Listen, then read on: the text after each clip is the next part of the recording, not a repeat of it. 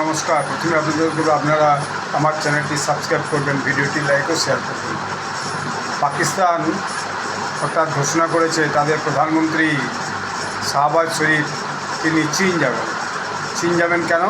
সেখানে চীনের president Xi জিনপিংয়ের সঙ্গে তিনি আলোচনা করার জন্য যাবেন। বিষয়টা কি? বিষয়টা হচ্ছে চীন এখন দেখা যাচ্ছে এই যে একটা মধ্যপ্রাচ্যে ক্রাইসিস চলছে স্ট্রেট অফ হরমুজকে নিয়ে, তাতে পাকিস্তানকে একটু মধ্যস্থতা করার জন্য আরেকটু প্রেশার দিতে চাইছেন, একটু পুশ করতে চাইছেন, অর্থাৎ তারা যেন আলোচনার বিষয়টা আরেকটু ত্বরান্বিত করে। চীনেরও এখন মনে হচ্ছে গলায় জল আটকে গেছে, অর্থাৎ ইরান থেকে যে নিয়মিত প্রচুর পরিমাণ তেল যেত চীনে, সেটা বন্ধ হয়ে গেছে। ফলে চীনের কলকারখানায় এবং বাজারের মধ্যে তেলের সংকটও দেখা দিয়েছে।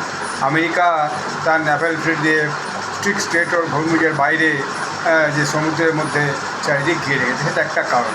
ফলে চীন চাইছে যে পাকিস্তানকে আরেকটু তৎপরতার সঙ্গে যাতে এই ইরানের সঙ্গে আমেরিকার যুদ্ধের মধ্যস্থতা করায়, তার জন্য বা এই অঞ্চলে যাতে একটা দ্বিপাক্ষিক সম্পর্ক তৈরি হয়, আঞ্চলিক শান্তি তৈরি হয়, সেজন্য পাকিস্তানের প্রেসিডেন্ট শি জিনপিংয়ের সঙ্গে কথা বলতে চীন সফরে যাচ্ছেন বলে এটাই খবর।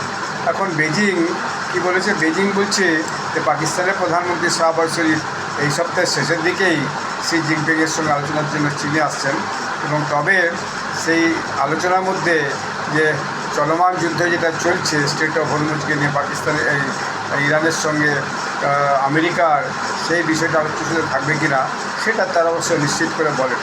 তবে বিভিন্ন সূত্র থেকে জানা যাচ্ছে যে সেটাই আলোচনার মুখ্য বিষয়বস্তু হতে চলেছে। এর বাইরে পাকিস্তানি যে রোডস অ্যান্ড বেল্ট হচ্ছে, বা যেটা গাদার পোর্ট আছে, সেই সব নিয়ে আলোচনা হতে পারে। কারণ রোডস অ্যান্ড বেল্ট নিয়ে চীন খুবই সমস্যার মধ্যে আছে। পাকিস্তানে তার এক্সটেনশন হচ্ছে না, অনেক টাকা খরচা করে রয়েছে।